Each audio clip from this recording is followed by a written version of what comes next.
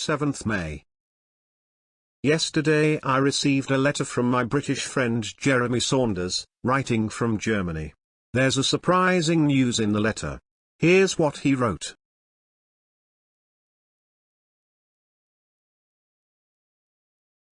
Dear Professor Shonku, I have come to Augsburg, Germany to spend my holidays with Crowley's place over here. Here I heard something rather peculiar. I'm sure you know about the eminent scientist Baron Victor Frankenstein from the 18th century. The novel Frankenstein that Mary Shelley wrote gave people an impression that Frankenstein must be a fictional character. However, recent reports have revealed that there was in fact a scientist called Frankenstein in the 18th century, and this scientist invented a technique to revive the dead, just like Mary Shelley's Frankenstein.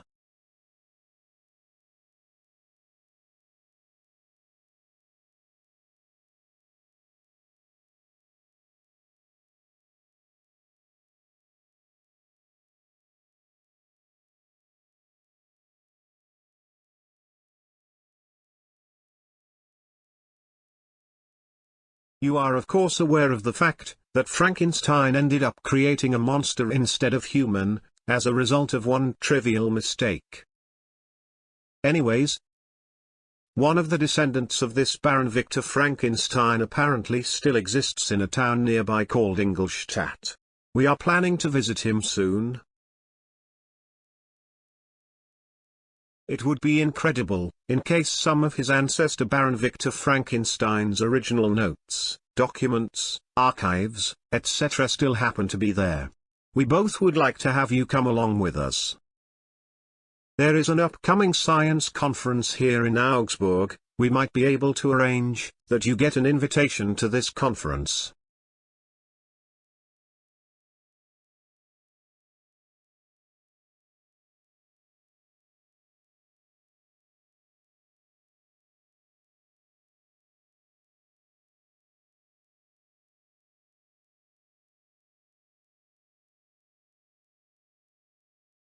It's the organizing authority who is going to cover your travel expenses.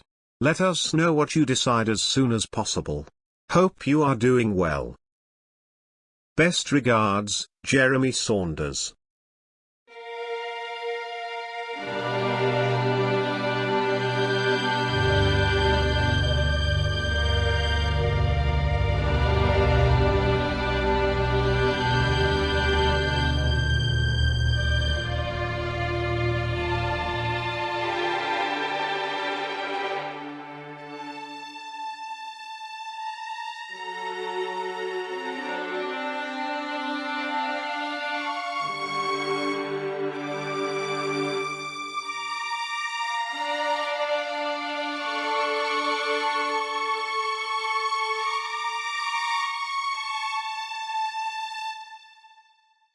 I have already RSVP'd without delay. It's my regular routine to travel to Europe once every year. This year I haven't taken the trip yet. Besides, who isn't familiar with Frankenstein's outstanding research, and its tragic consequences? Even though he had managed to revive dead bodies successfully, the revived creature turned into an exceptionally powerful brutal devil, as a result of inserting the brain of a murderer into a dead body by mistake.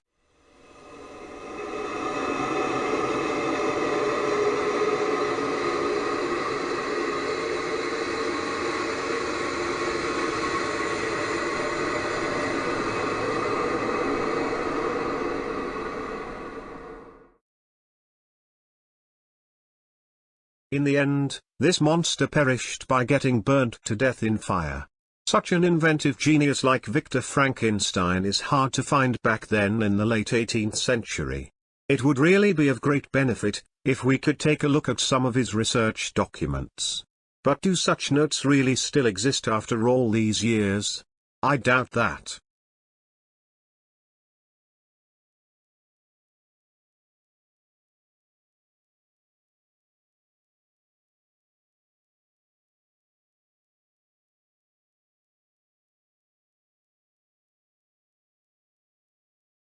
May 21. The invitation from Augsburg has finally arrived. I am leaving this Saturday the 25th. Don't know what kind of fate is waiting for me. But then again, even if we fail to find Frankenstein's research documents, it feels good anyway to think that I will get to see my two close friends Kroll and Saunders.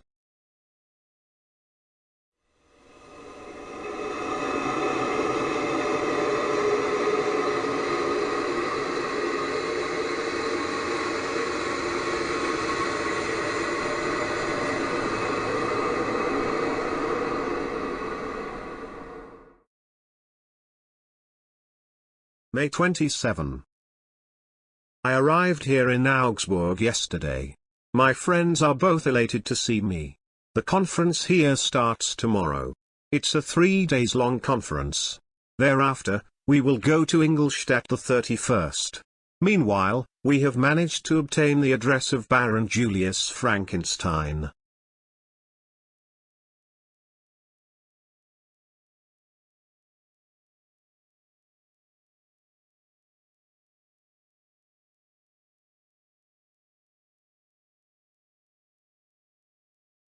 His residence is called Schloss Frankenstein, which means Frankenstein Castle.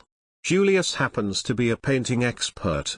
His collection of painting is quite spectacular, I hear. I'm feeling an increasingly strong urge to meet him.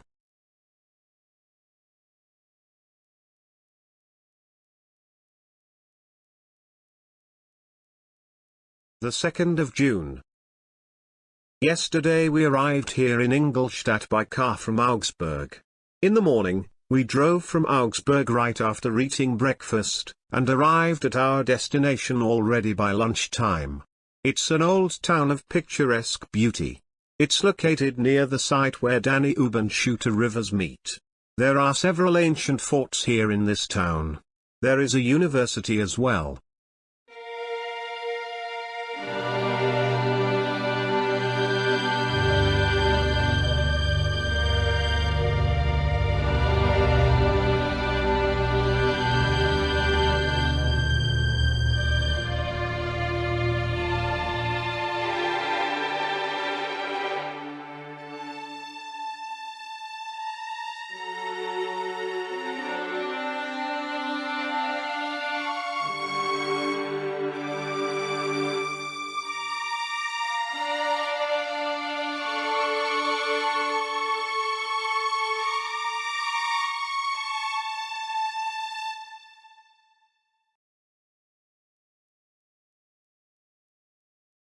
We have rented 3 rooms in a small hotel here.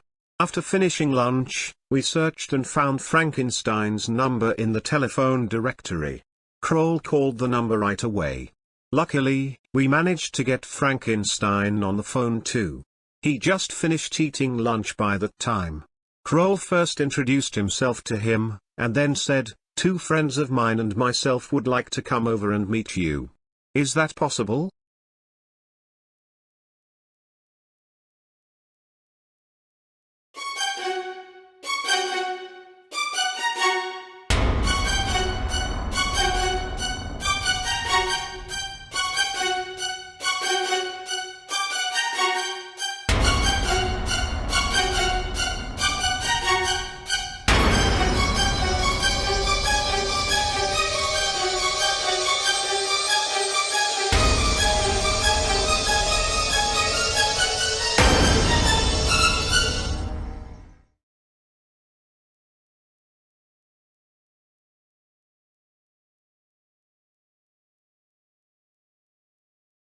Frankenstein agreed at once. He invited us to come over for tea at his place at 4:30 in the afternoon. We arrived right on time by taxi. The name of the house is written in German language on a slab of white stone at the huge gate. After crossing the gate, we arrived at the main door of the actual castle, through a long curved pebble walkway.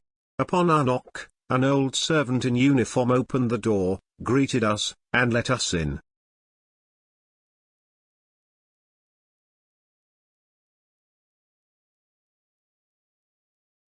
As we entered inside the castle, we found ourselves in a gigantic hall on the ground floor. On one side of the hall, there is a wooden spiral staircase leading to the upper floor. Right after we settled down on velvet sofas, a handsome middle-aged gentleman came down the stairs, and welcomed us, saying that he is Julius Frankenstein.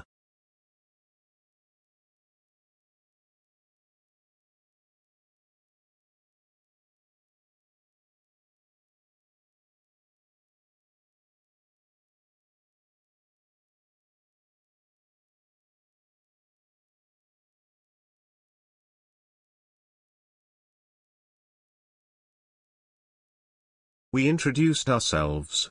His eyes brightened up when he heard that I am from India. He said, "I have a lot of books on Indian art, and several art objects from India, in my collection. Hope I will get the chance to show them to you."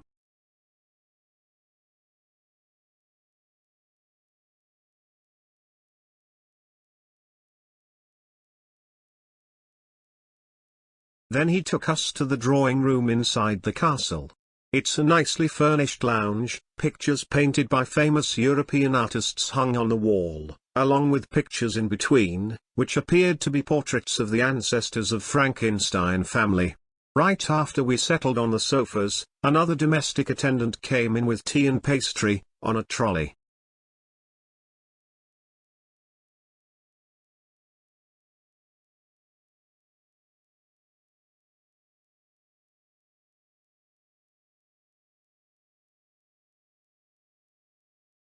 It was Kroll who started the conversation. We went on speaking English, as Julius Frankenstein turned out to be quite good in English. Kroll said, "We are all scientists. I am a geologist. Dr. Saunders is an anthropologist. And Professor Shonku is an inventor. We all know about your ancestor Baron Victor Frankenstein. We have studied and learned about him and his research results. Now the question, is there anything left, his research papers, documents, notes, formula, and so on?"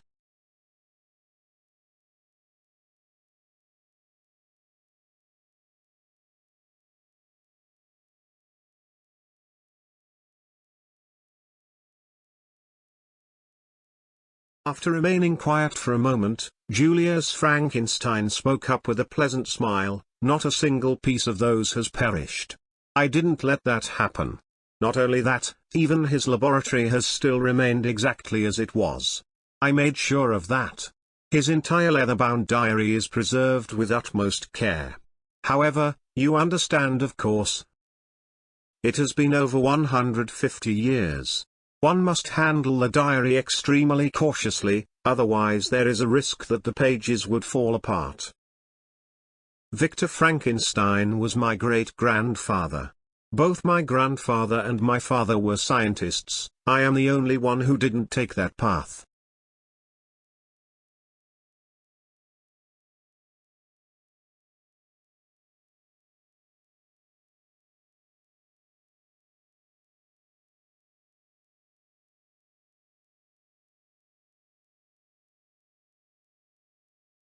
Saunders asked, "Is it possible to take a look in that diary?" "Please have your tea," said Julius, "I am going to show you the diary later." My heart began to palpitate when I heard that. We continued our conversation while drinking tea. One of the topics under discussion filled our mind with anguish.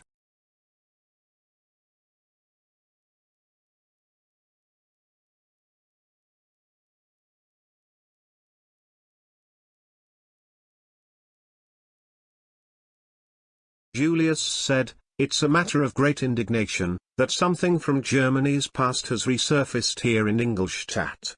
Have you heard of Hans Riedel?" Kroll said, "Yes, we have, but Riedel lives here?" "Yes, he is here," said Julius. "Isn't he one of Hitler's followers, as we hear, trying to spread Hitler's ideology to the public all over again? We also heard he has even formed a clique."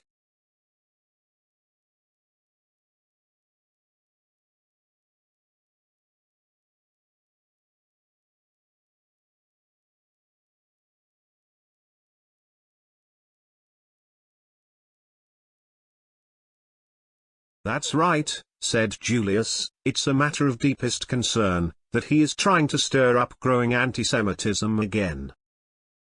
In the 1930s and 1940s, millions of Jews were incarcerated in concentration camps by Hitler and his leaders' atrocious plot.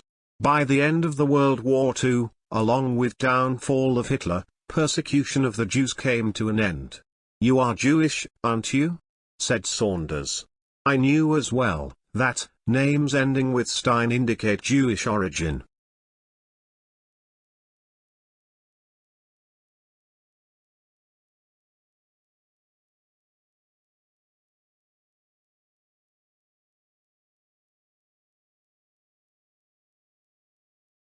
"Exactly," said Julius. "Armed goons from Riddell's gang show up on regular basis, threaten my life, and extorts money from me for their group. However, I am not their only target. A large number of wealthy Jews in Ingolstadt are in this daunting predicament as well. That guy Riddell is a nasty piece of work. He is the gang leader. Rest of the gang members are nothing more than hoodlums, but Riddell is an educated person, and rather shrewd. Anti-Semitism is running deep in his blood."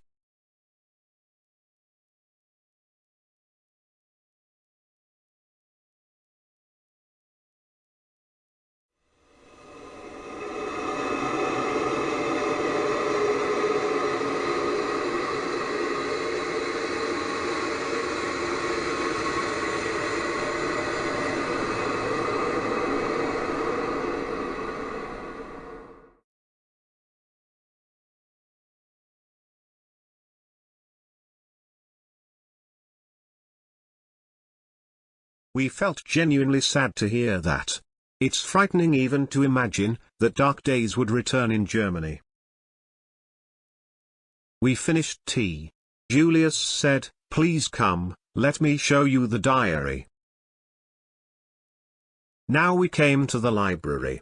The bookcases all around us are replete with various old books, along with several large brand new books of art, which particularly attracted our attention.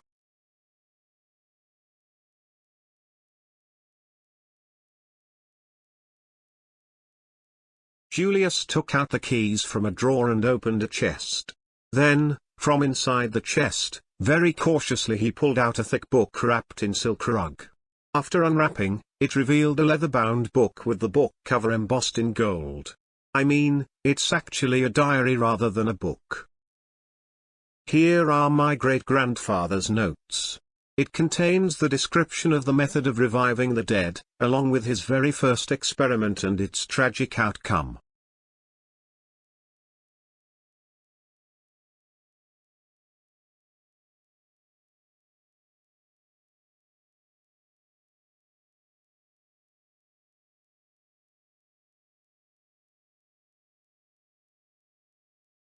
Even though there is slight discoloration on the pages, the notes, written in black ink and beautiful handwriting, are still clearly legible.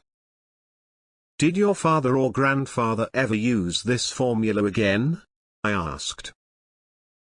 "No," said Julius, "since the tragic incident, nobody touched this book ever again." Remarkable.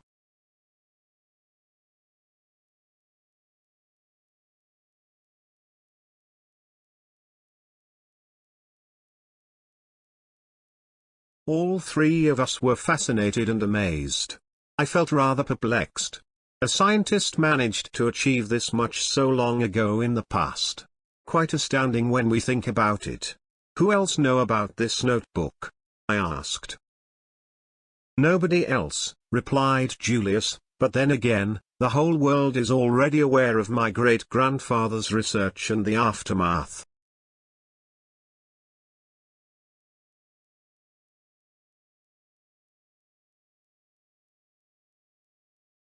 There was only one more thing yet to be done, a tour in the Victor Frankenstein's laboratory. Julius Frankenstein led us through a long curved passage, opened the door to a room, and let us enter. Amazing. 150-year-old equipments are still all here in this huge research laboratory. It's astonishing to see how many different types of gadgetry and apparatus he invented and built in those ancient days.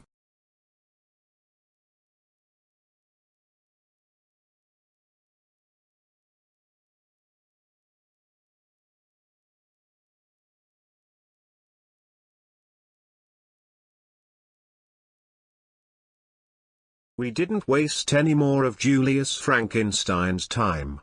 I was feeling an intense desire to finish up reading the diary, but there's no way. All three of us said our special thanks to Julius, and returned to the hotel.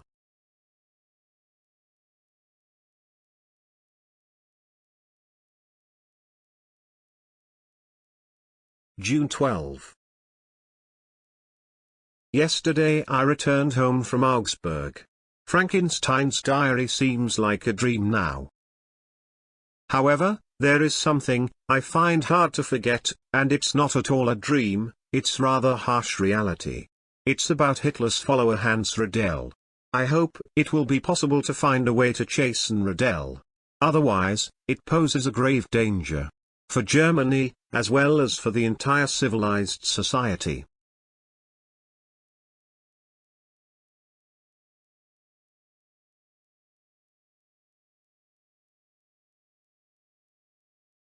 June 17. Another letter from Saunders today.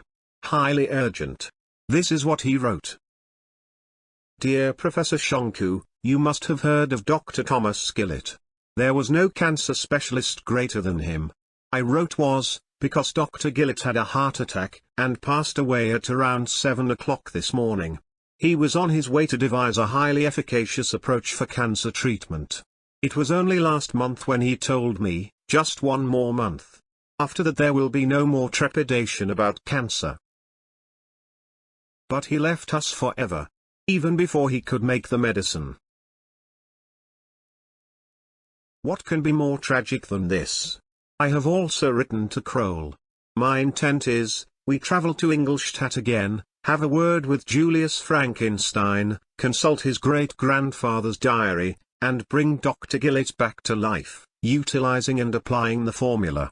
Let us know what you think, at your earliest convenience.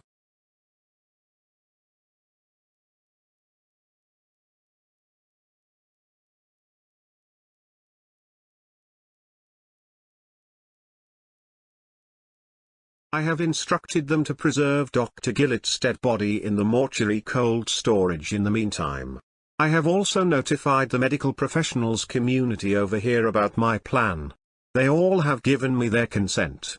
Best, Jeremy Saunders.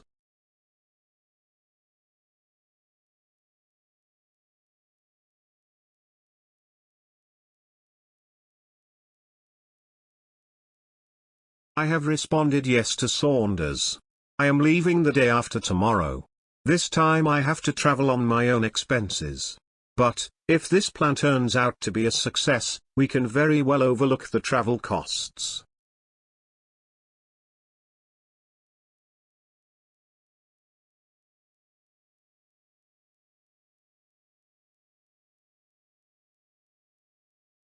June 20, Ingolstadt. I have managed to get Julius's consent. The idea actually thrilled him, thinking that his great-grandfather's notes are at last going to be of service so many years later. I said, but at first, I would like to read the notebook scrupulously from cover to cover. After all, it's absolutely essential that I comprehend the implementation of the procedure well enough.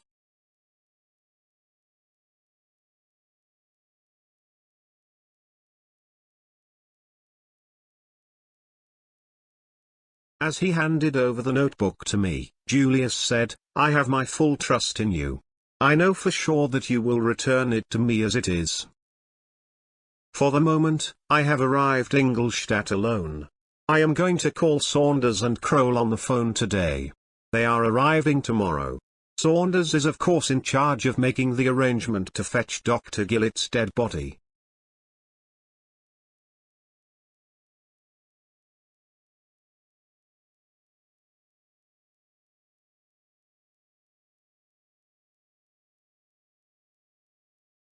There is one thing that was at the back of my mind since the very beginning. According to Victor Frankenstein's formula, it was required to insert someone else's brain in the head of the corpse. This is a rather complex issue. If we insert someone else's brain in Dr. Gillett's head to revive him, then it wouldn't remain Dr. Gillett anymore. He is going to function following the new brain, which is exactly why Victor Frankenstein's creature turned into a ferocious killer.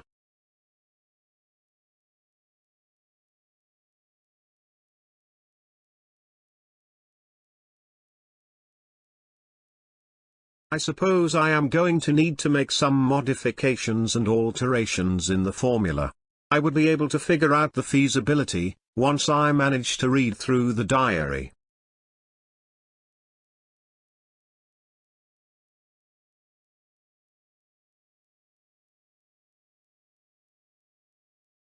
June 21. I finished reading the diary already last night. Not only that, I stayed up all night, and managed to complete the task of making the necessary modifications in the formula altogether. In this plan, Dr. Gillett will be able to resume his work after he comes back to life, as it would be his own brain in function. I have made an additional alteration in the formula. In Victor Frankenstein's formula, natural electrical power was a requirement.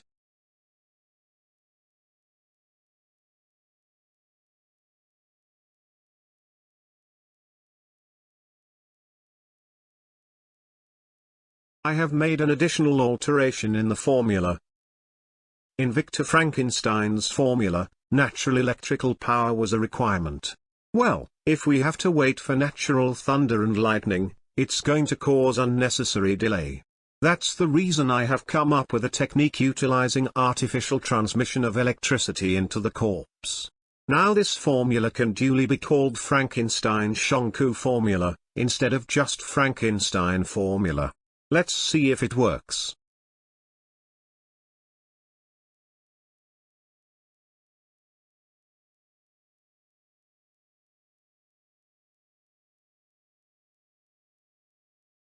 June 23. Last night Saunders and 4 others arrived from London, along with Dr. Gillett's dead body. Kroll has arrived this morning. We are going to commence the procedure already today. In the meantime, Julius's team has performed an impeccable cleaning job in the laboratory. The equipments have become so shiny clean that they now look brand new.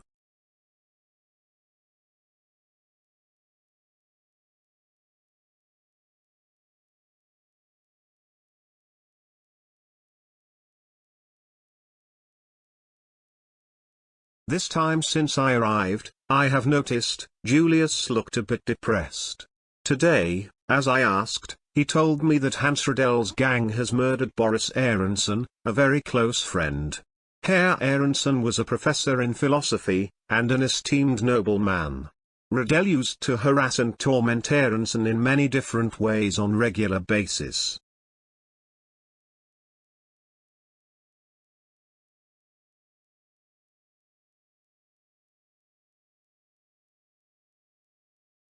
At one point when Aronson couldn't take it anymore, he published harsh critique in the newspaper against Rudell and his anti-Semitic activities of Hitlerism.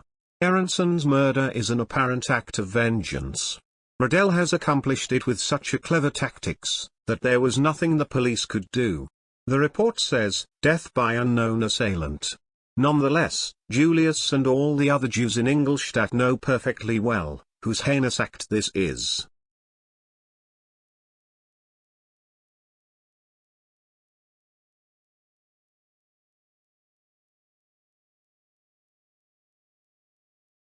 Despite such a tragedy, Julius kept on helping us every way he could.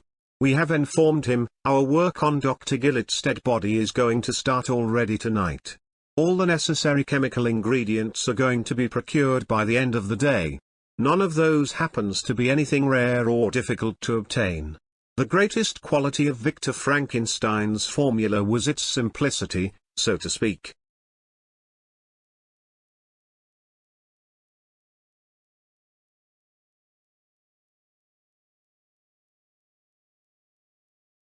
Of course Saunders and Kroll are going to assist me. Additionally 2 local co-workers have been assigned to the tasks as well.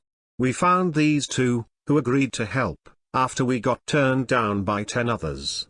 Everyone is very well aware of Baron Frankenstein's monster, and they got the impression that we are definitely going to create another devil this time as well.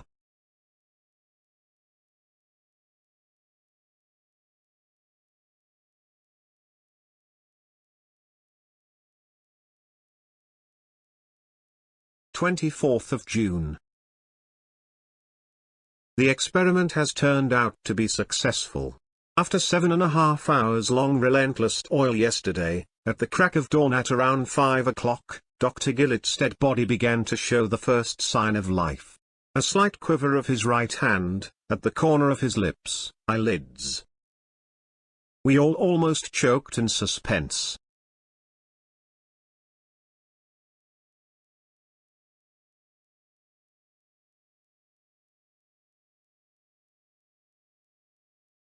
Half an hour later Dr. Gillett opened his eyes.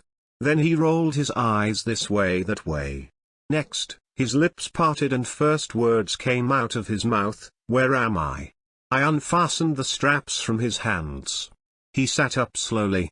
Then came the question, "How many days have I been sleeping?" Saunders said, 7 days, Thomas. Dr. Gillett said, "Good heavens. I have my unfinished work waiting over there. Just 2 more days, and the medicine is going to be ready."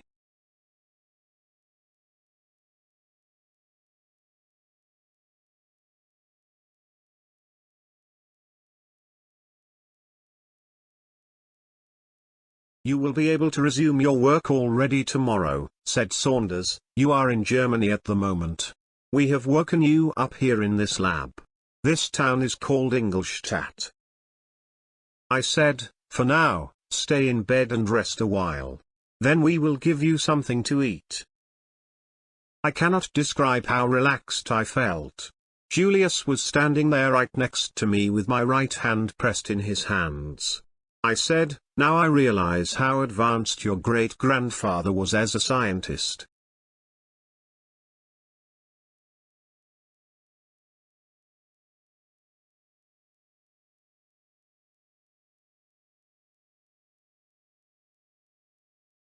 (26th of June). Horrifying experience today. Dr. Gillett was sent home yesterday, in perfect shape. The 4 assistants, who came along with Saunders, accompanied him as well. Julius has invited all 3 of us to be his guest for 3-4 more days. "I haven't got the chance to show you my art collection yet," said Julius. "I suggest you all check out from the hotel, and move in here with me. Plenty of room here."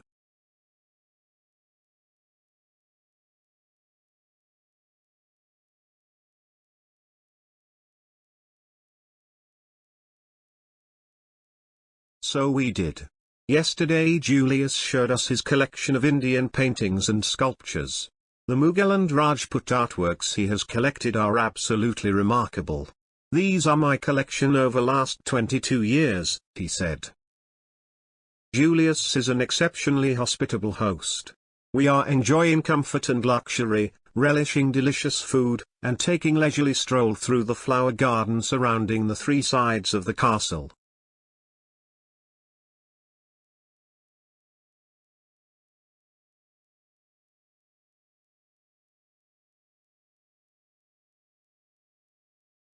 Something happened at around 10:30 this morning. All 4 of us were sitting in Julius's drawing room and chatting, when Julius's domestic attendant Fritz came in with an absolutely petrified pale face, and hands raised in the air. 4 thugs entered the room behind him, each and every one of them was carrying a deadly weapon.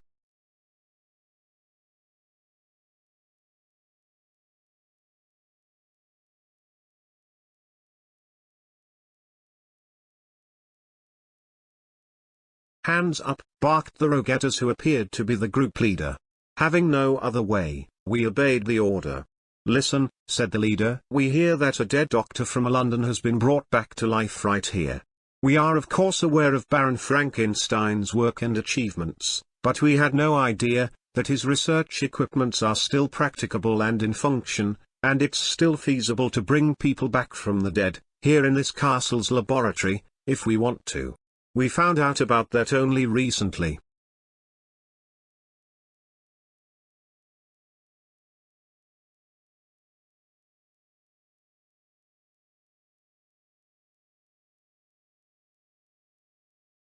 Now let me tell you why we are here. Our boss Hans Riddell died of thrombosis early this morning, at around 5:30. We demand, you bring him back to life. That's an order. If you turn us down, none of you are gonna stay alive. Not even Baron Frankenstein's machineries are gonna be able to save you.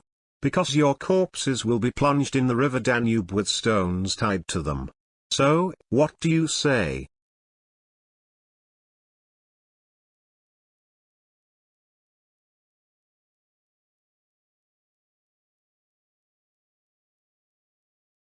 If you hurt us, you won't be able to escape the law's long arm. Mind that. Julius snapped at them angrily. The hoodlum in front hissed like a snake, one more word, and we are gonna start shooting guns. Now tell us, when we can bring Herr Adele's dead body here. Keep in mind, if you don't comply, none of you are gonna return home alive.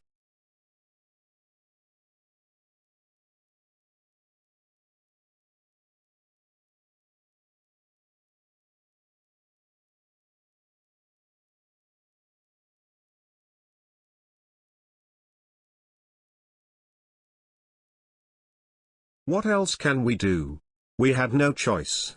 I said, bring Riddell's dead body here in the afternoon. Before that, we need to make preparations. However, Riddell can first be revived the day after tomorrow, not before, as the procedure is rather complex. The group of hoodlums threatened us one more time and left. Julius said, it turns out to be a regrettable mistake to disclose Dr. Gillett's case to the media and the press. Had the news not been proclaimed and publicized, these people wouldn't have been able to find out anything about this.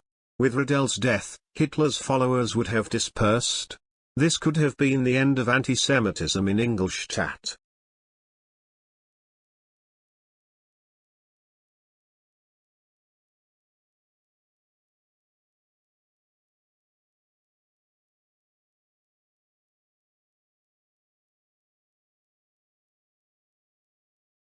June 26th, midnight.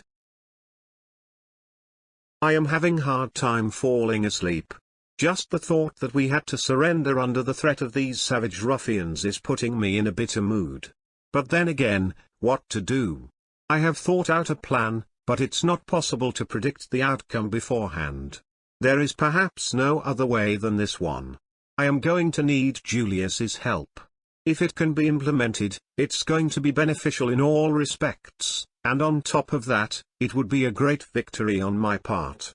I have managed to get myself out of all sorts of crises in the past.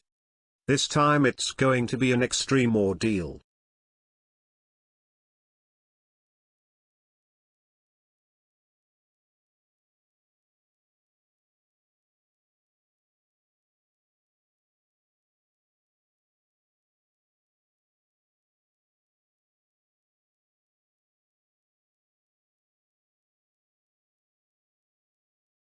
June 28th. First let me describe the revival of Riddell. Upon our instruction, 5 men from Riddell's gang brought his dead body to the Frankenstein castle in the afternoon the day before yesterday. From the appearance, there is no way to tell that this man is so vicious. An average-looking guy, no more than 40 years old. I instructed Riddell's folks to lay the dead body down on top of the steel bench in the laboratory.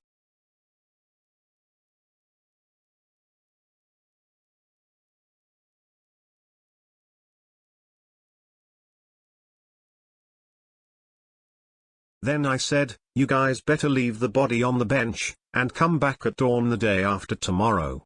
I believe with absolute certainty, that Herr Riddell is going to survive, but if we are surrounded by you guys with your guns, round the clock, then we won't be able to carry out our job in peace.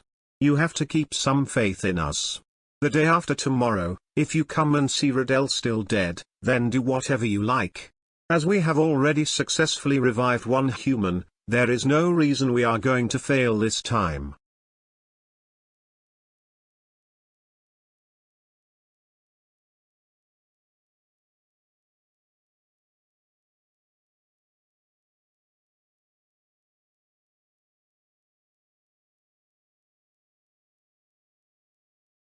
Fortunately, Riddell's folks relied on our word, and left the castle.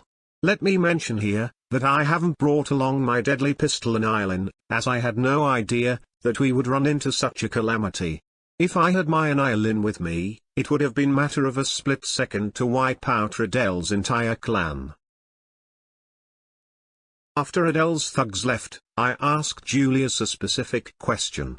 Is there a surgeon around here, who is able to perform brain surgery? It has to be an exceptionally brilliant one, Julius said. Of course there is.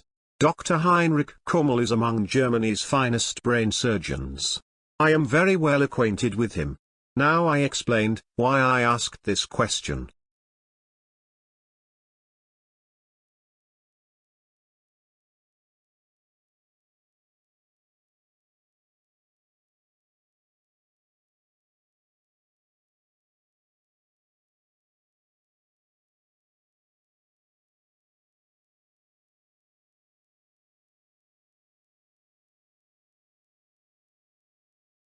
I am planning to revive Riddell's dead body following Victor Frankenstein's original method.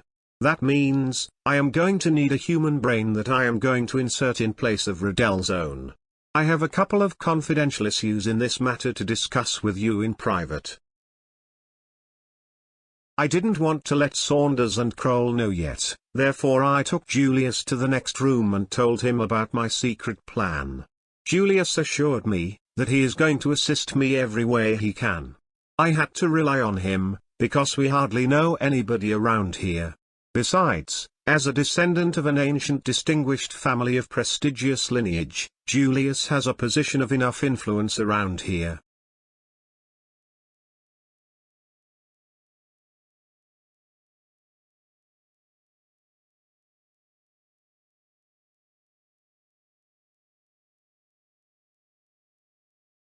We didn't get to eat dinner that night. Saunders and Kroll appeared to be as excited as a couple of children. They kept asking, "Why aren't you telling us what is the plan you have come up with?" I said, "I don't even know myself what's going to be the result of my experiment. I am actually kind of shooting in the dark. Whatever is going to happen, you will be able to see that in 2 days anyway."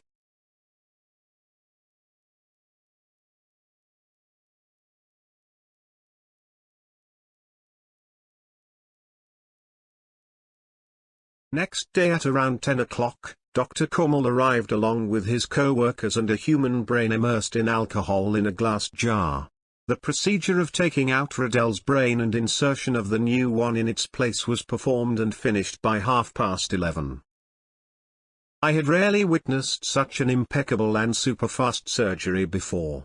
Only thing Dr. Kummel said is, that he just wishes to watch our experiment in exchange for his service. There is no need for paying him any money as remuneration. We of course agreed immediately.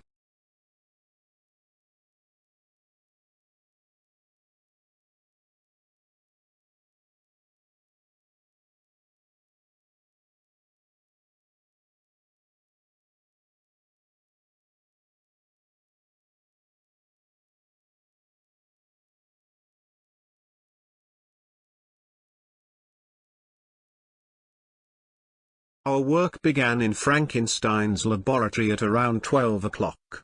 I am silently praying to my guardian angel. If we end up creating an evil beast instead of a human, then I don't know what to do. After working all night long, at around 7 o'clock in the morning, Riddell's body began to show signs of life. This time also, it turned up the same way as it did in case of Dr. Gillett. And the first question Riddell asked in German language, was also exactly what Dr. Gillett's first question was. Where am I?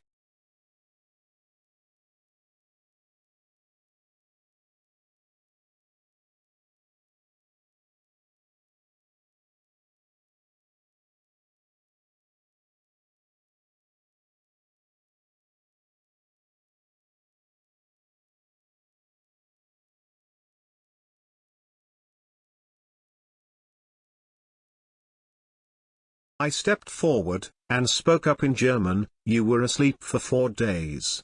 You are in Baron Julius Frankenstein's laboratory at the moment. Julius Frankenstein? Yes. I haven't noticed so far. Now suddenly I saw there are more people in the room. Right behind us, two thugs of Riddell's gang are standing with revolver in their hands. They looked immensely flabbergasted in shock and disbelief.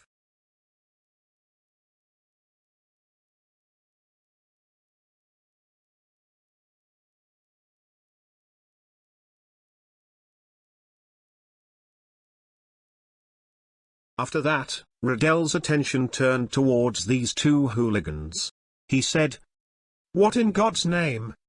What are these rogues doing here?" It set off a rather awkward situation.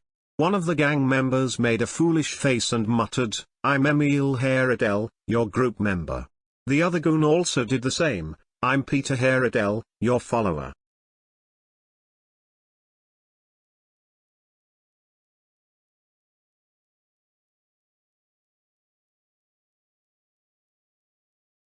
Newly revitalized Riddell fiercely barked at them, "Get out of my sight!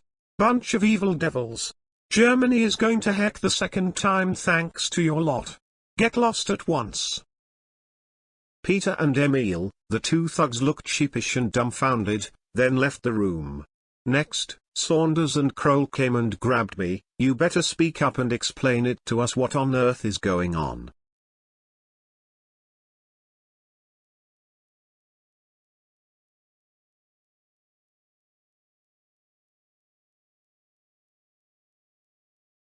I said, "First let me take care of Riddell, so he can relax a while." I helped Riddell drink some orange juice, then laid him down again. Afterwards, I turned to Kroll and Saunders, and said, "Without Julius Frankenstein's help, it wouldn't have been possible to execute my experiment." "But whose brain is it that's inserted into Riddell's head?" asked Kroll.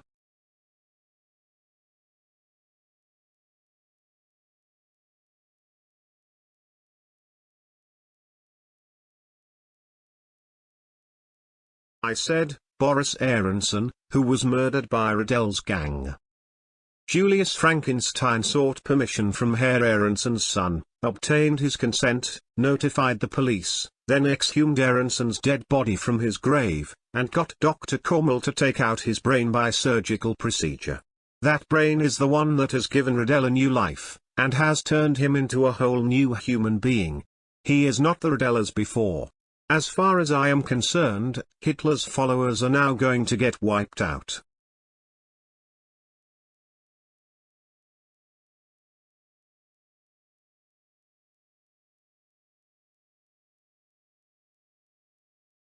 When I looked at Julius's direction, I saw tears in his eyes.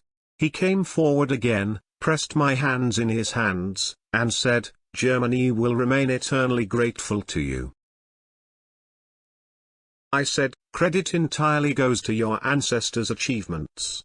If there is one who truly deserves the thanks, that would be Baron Victor Frankenstein." The 13th of July. After returning home, I received a letter from Julius Frankenstein yesterday. He is writing, "Riddell now identifies himself as a Jew. His gang has disintegrated. Ingolstadt's Jewish community is now living a peaceful life, safe and secured.